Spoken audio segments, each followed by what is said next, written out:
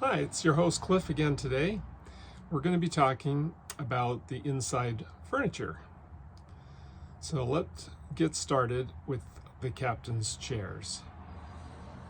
You already know about the seat controls on the driver's seat.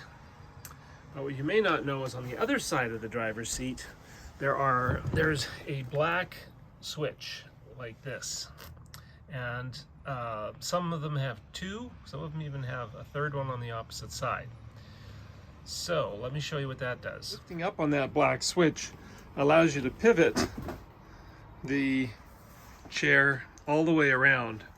If you want to go all the way around though, you have to do the tilt on the driver's steering wheel so that it's got room for the chair to completely turn around. So now you can see that chair is faced in the center, which is nice when you have a group and you're visiting. The same occurs on this side. So the black button on the back on this one allows this one to spin all the way around. The other thing you can do is this one can also go forward and backwards, which is handy with this table, and I'll show you that in a second. And then this side just allows you to recline. This is an extra table. This little thing sits in there so it doesn't rattle while driving. And this is nice if you're playing games or something, or even eating, or using the laptop. This one has that same black thing, and you can spin this way. Now on this side, no, it's still on this side. This will also move forward. So if somebody's trying to work with a laptop, or you're playing a card game with somebody, you've got this table here. This chair also can recline. It has a footrest, and it has a seat belt. So the seat belts can be found on the sofa, this chair, and both of those chairs. This is also a rocker. Next up is the dining room table. Please don't sit, stand, or climb on the table, and that includes kids, but this will make into a bed, and I wanted to show you how to do that. It's really easy. I usually just sit down, I lift it up slightly, and then the whole thing comes off. And then unscrew the leg.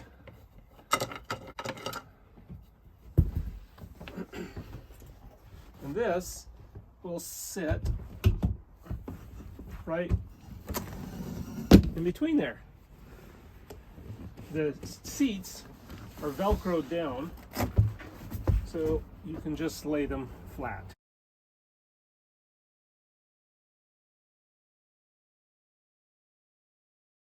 As for the sofa, there's not a lot to say. I think everybody's used a pull-out sofa. You just pull these out, and there's a handle in the middle, you can grab it. Just remember when you're assembling it to keep the seat belts out if you're using them.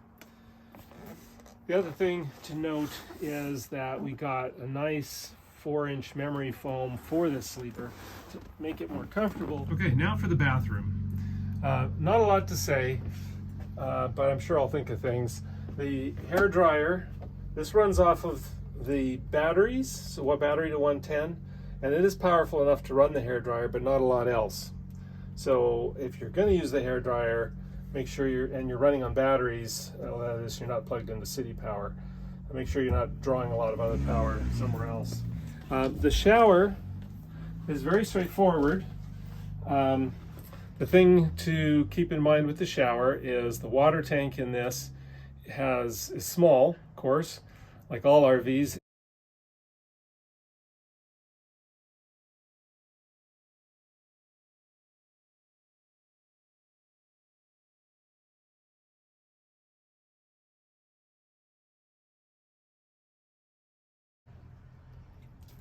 All right, and so, oh, and there's, of course, shampoo, conditioner, and body wash already included.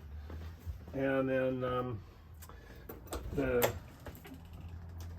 bathroom here is very simple. When you do need to flush, just do that. You have the option here as well if you want to if you go to use the bathroom and you think, well, there's not near enough water in there for me, you can lift up on this handle and add a little more water to the toilet. You also have a sprayer here, which I think is kind of cool for cleaning it out if it ever needs it. That's the toilet. Okay, the main bedroom, not much to say in here. There are plugins on both sides of the bed, not active when you're dry camping, but of course when you're plugged into power, you do have those plugins. And then there's additional storage. If you give it a little bit of a lift, you can see there's a cedar lined chest under here where you'll find additional blankets and so forth. And then to close it, just give it a push and it'll close right up. Now let's talk about the kitchen. So cupboards up here have like pantry items, dishes, plates, etc. Coffee stuff is up here. We do have a Keurig on the motorhome here, down underneath here. You can just set up and plug in. We have coffee pods here for you as well for your convenience. And if you're actually going to do some cooking, then you'll want to set this up. So we've got quite a bit of counter space. You can make it larger over there, which I'll show you in a second. But this little hook here, this is important because this is what holds the top up. And then to use this, just set it to light and hit spark.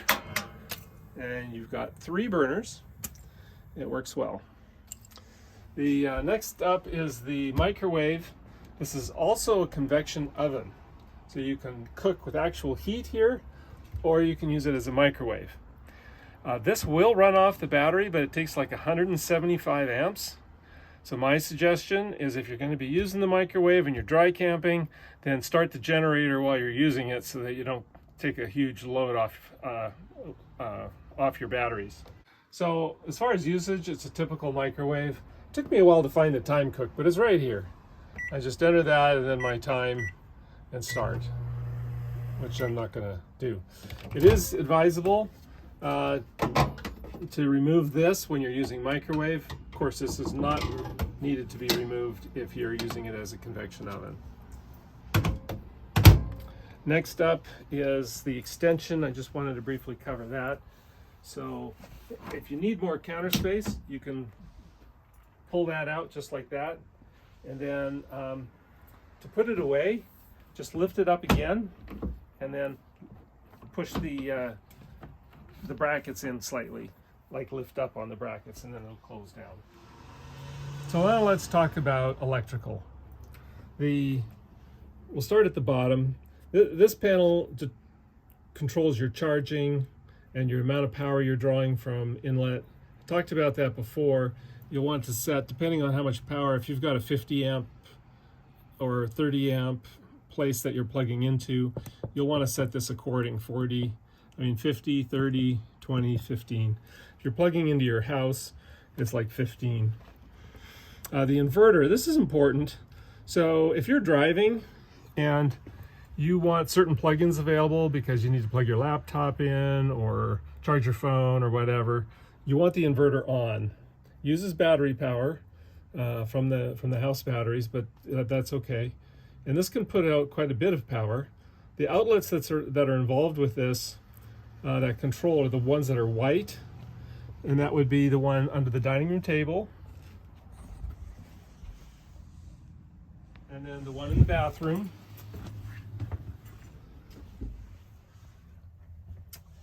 and I thought the one in the kitchen worked too, but it does not. That's part of external power, not battery power. Wait, can I go? All right, so the inverter is good for turning on those outlets. Oh, and there's one more outlet on the outside of the vehicle, on the passenger side, that is also powered, should you need to plug something in on the outside. And then this just tells you that the batteries are currently fully charged. This is not used anymore, so that can just be left. This is your furnace. And so if you hit the button once, it'll light up. If you hit it again, it turns it on. And this also runs your air conditioning. This unit has 2 furnaces. Zone 1 is the front half of the RV. Zone 2 is the bathroom and the bedroom. And so you can set the temperature here for each zone. So then I'm on zone 1 now.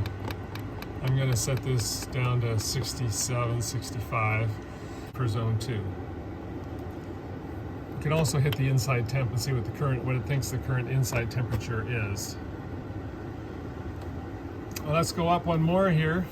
This one is kind of confusing. If you push the test, you have to realize that these are on an angle. All these, they don't go straight up and down. Don't ask me why they built it that way, but they're all on an angle. So in this case, you can see the propane tank is full, the fresh water tank is 2/3 full, and the holding tank, it says, is 2/3 full, and the fresh gray water tank, which is the soapy water, is 1/3 full.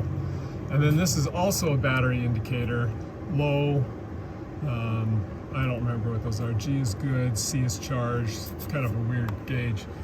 So this is not consistent with that one. At this point, I kind of trust the bottom one.